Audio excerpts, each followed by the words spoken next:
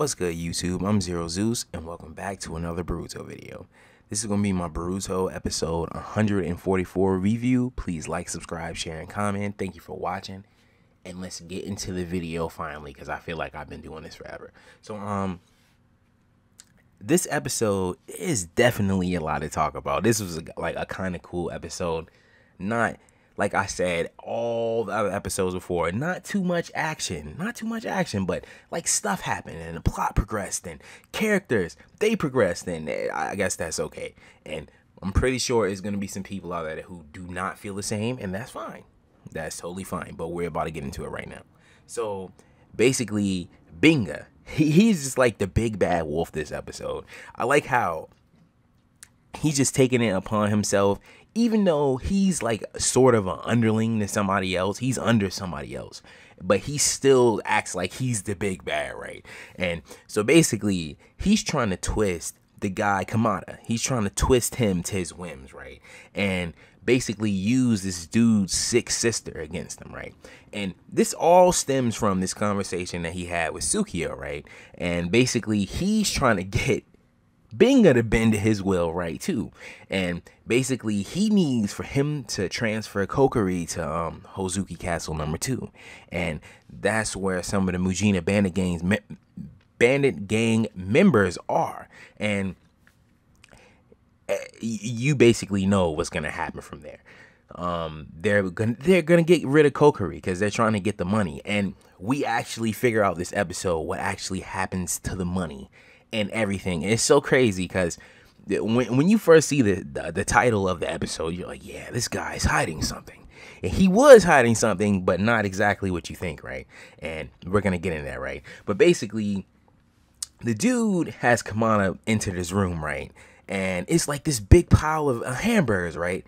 And they're in prison, so he doesn't see those often. And you're thinking like, yeah, he's just gonna bait him with these, right? And so the guy, you see him a couple episodes before Kamada, you see him like he has a relationship with the guards, and you know, he was just being really suspicious about the letter and stuff like that. And come to find out is he had some type of bet with the guards, something going on like that. And Binga basically knew about it. He knew where his stash was and everything like that, right? And he took his stash and he brought that pile of hamburgers, and he baited him, and he's basically like, yeah, you know, just go ahead and dig in. You paid for it anyway. And, you know, he killed him at the end. He didn't literally kill him, but I mean, like, he just, like, kind of killed him dead in a sense. And so he's like, all right, if you... he starts reading the letters, and basically Kamada's been making himself seem like a superhero, even though he's been the complete opposite, right?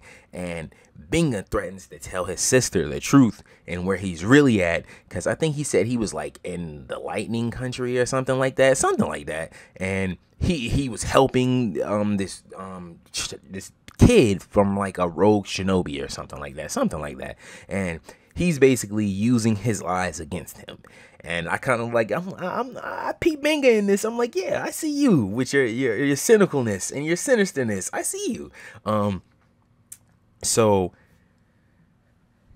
after this, you have basically Kokuri, and you see him with Boruto, right? And Boruto leads him to this library, and you're like, what? Before this, you see Boruto and Mitsuki actually having a conversation, and they talk about how they need to prove whether they can trust Kokuri or not, because it still seems like he's hiding something, right?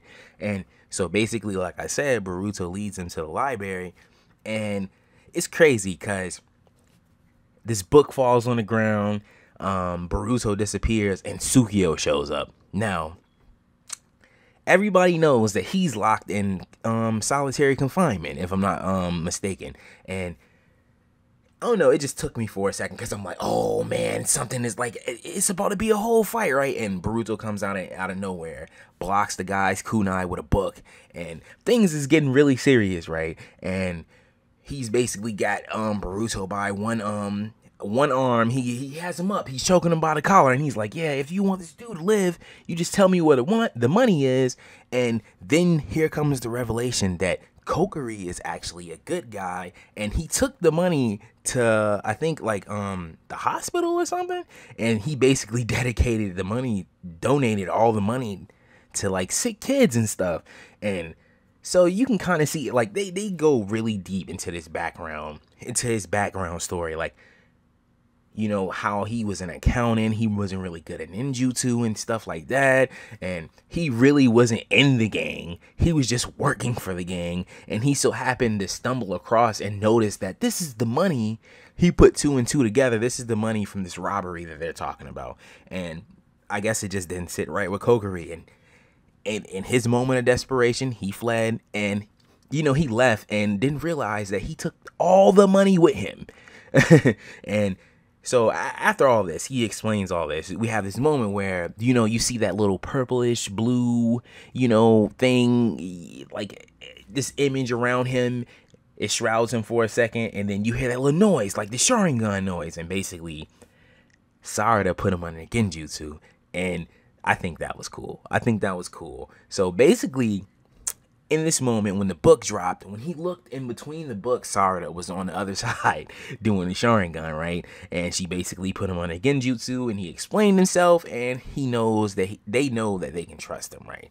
And this is where the plot thickens. So the whole time, Kamada is following them, and you know how I mentioned before that Kokuri donated all the money that he had got from the Mujina Bandits to the medical foundation or whatever, and he basically, I don't know, he's following them, and he's basically about to F them over for his sister, when they come to realize that the guy Kokuri actually helped save his sister, and they have this big old revelation and stuff, and he's just sitting there looking at a newspaper, and Mitsuki, his Mr. Orochimaru self. He's acting just like Orochimaru, I feel like. He's double checking the leads, and I don't know, that just really stuck out to me. I think that was really kind of cool. And I don't know where he got a newspaper from. I don't know where he got that from, but whatever.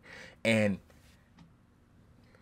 okay, you have this moment with Kamada. I'm gonna bring him up again, and he is actually talking to Binga again. He's cornered by Binga, and he has like the little stick, and he's smacking his hand like, you already know what time it is. He's about to beat this guy up. That's what we're thinking. Well, that's not what you're thinking, because you're actually thinking that Kamada is gonna be a bad guy, right? And he's gonna tell everything that he knows. He knows that Sarada is a shinobi. He knows Boruto is a shinobi. You know, Mitsuki and all that stuff. He knows that the money is actually no money no more. Like, they actually made the money go poof. So yeah, and he doesn't tell him. He chooses not to tell him, and he actually gets beat. It's funny that the picture is on the screen right now, but he actually gets beat down. Like, really, this is when you see that this dude Binga is really big. He's really big. Like, he's choking him, he's smacking him with the stick, he's beating him down and stuff.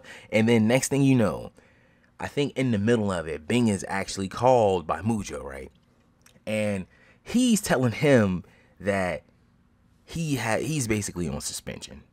He's on suspension. It's over with. They know what he's been doing the whole time. Like, he's been extending people's